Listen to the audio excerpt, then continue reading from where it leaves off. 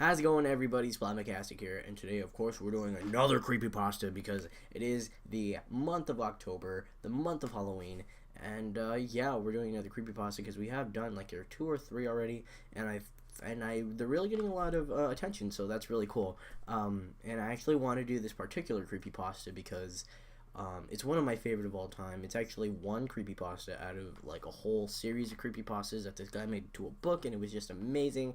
And I really want to support this creepypasta. So if you could, he actually made this, like, this is an actual book. Like, it started off as a couple creepypastas, which he actually published into a novel or a book. And I'll link it down in the description on the Amazon account or Amazon store. I'm not sure how much it is, but go ahead. It's you trust me.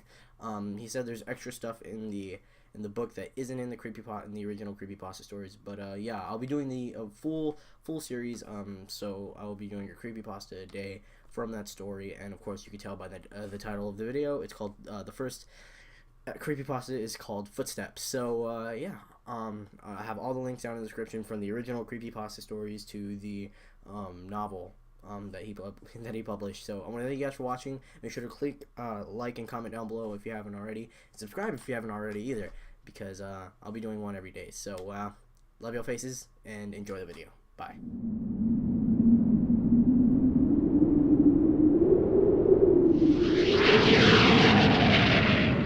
This is long, so I apologize for that.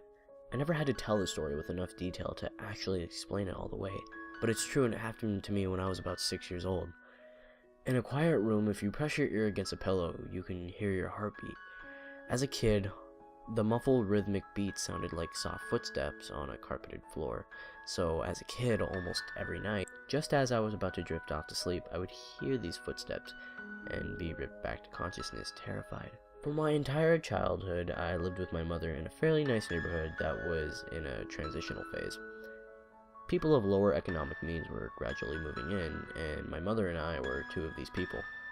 We lived in a kind of house you would see being transported to two places on the interstate, but my mom took good care of it. There were a lot of woods surrounding the neighborhood that I would play in and explore during the day, but at night, as things often do to a kid, they took a more sinister feeling. This, coupled with the fact, due to the nature of our house, there was a fairly large crawl space underneath, filled my mind with imaginary monsters and inescapable scenarios which consumed my thoughts when I wakened from the footsteps. I told my mom about the footsteps, and she said I was just imagining things. I persisted enough that she blasted my ear with a turkey baster once, just to excite me. Since I thought it would help, of course it didn't. Despite all the creepiness and footsteps, the only weird thing that ever happened, every now and then, I would wake up on the bottom bunk despite having gone to sleep on the top. But this wasn't really weird, because sometimes I'd get up to piss or get something to drink, and can remember going to sleep on the bottom bunk. I'm an only child, so it didn't really matter. This would happen once or twice a week, but waking up on the bottom bunk wasn't too terrifying. But one night, I didn't wake up on the bottom bunk.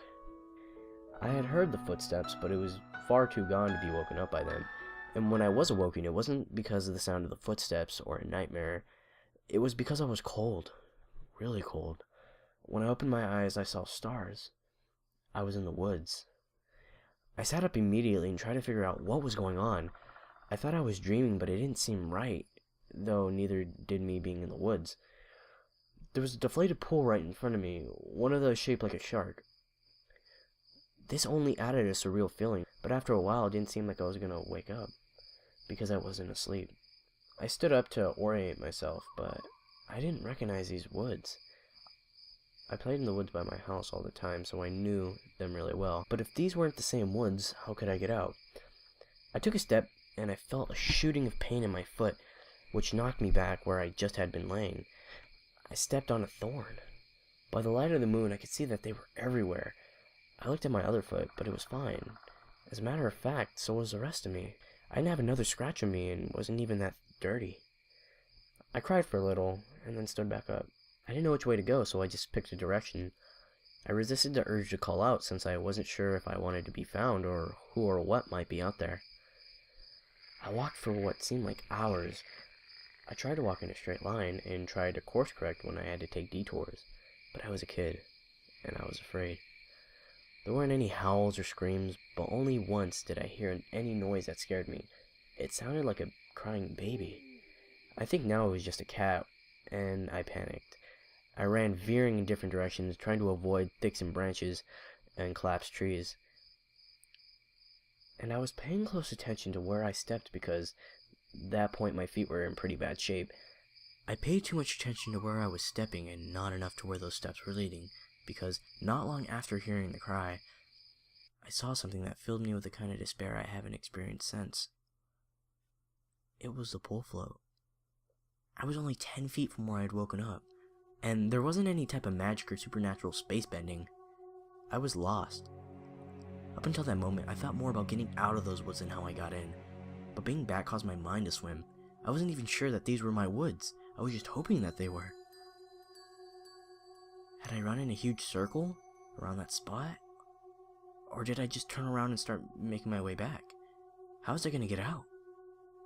At that time, I thought the North Star was just the biggest star, so I looked up for it, found the brightest one, and followed it. Eventually things started to look more familiar. When I saw the ditch, a dirt ditch that me and my friends would have wars in, I knew I had made it out. By that point I was walking really slow because my feet were hurt so much, but I was happy to be so close to home that I broke into a light jog. When I actually saw the roof of my house over the neighborhood, I let out a light sob and ran faster. I just wanted to be home. I had already decided that I wasn't going to say anything because I had no idea what I could possibly say. I would get back in my house somehow, clean up, and get in bed. My heart sunk as I rounded the corner and my house fully came into view. Every light was on. I knew my mom was up. I knew I would have to explain, or, try to explain, where I had been. And I couldn't even figure out where to start. My run became into a jog, which became a walk. I saw her silhouette through the blinds. And although I was worried about how to explain things to her, that didn't matter to me at that point. I walked a couple of steps to my porch and put my hand out to the doorknob and turned. Right before I pushed it open, 2 arms wrapped around me, pulling me back. I screamed as loud as I could, "Mom, please help me, Mom!" The feeling of being so close and being safe, then being physically pulled away from it, filled me with the kind of dread that is, even after all these years, indescribable. The door that I had just been torn away from opened, and a flash of hope shot through my heart. But it wasn't my mom. It was a man, and he was enormous. I thrashed and kicked the shins of the person holding me, also trying to get away from the person who had just come from my house. I was scared, but I was also furious. "Let me go! Where is she? What did you do with my mom? What did you do to her?"